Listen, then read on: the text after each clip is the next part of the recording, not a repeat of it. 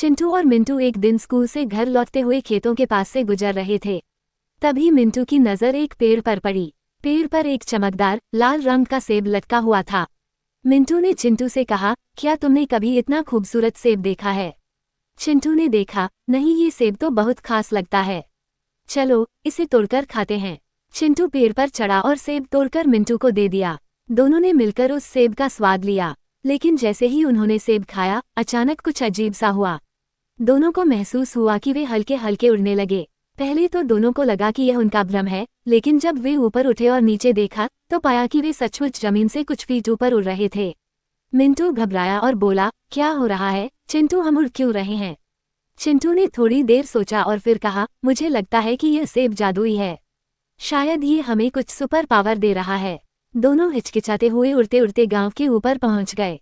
फिर चिंटू ने कहा, हमें इसे देखकर अपनी आंखों को यकीन करना चाहिए और इसके बारे में किसी से नहीं बताना चाहिए। लेकिन तभी एक विचार आया, क्या होगा अगर यह सेब सिर्फ एक बार काम करता है? चिंटू और मिंटू ने एक दूसरे को देखा और फैसला किया कि वे इस सेब का जादू इस्तेमाल करने के बजाय किसी को भी इसे खाने से मना करेंगे। दोनों ने फिर सेब को वापस पेड़ पर लटका दिया और जमीन पर आकर बैठ गए। मिंटू बोला, आज हमें ये समझ में आया कि जब किसी चीज में जादू हो तो उसे ज्यादा इस्तेमाल नहीं करना चाहिए, क्योंकि कभी कभी जादू में भी खतरा छिपा होता है। चिंटू ने मुस्कुराते हुए कहा, सही कहा, हमें अपनी शक्ति को समझदारी से उपयोग करना चाहिए।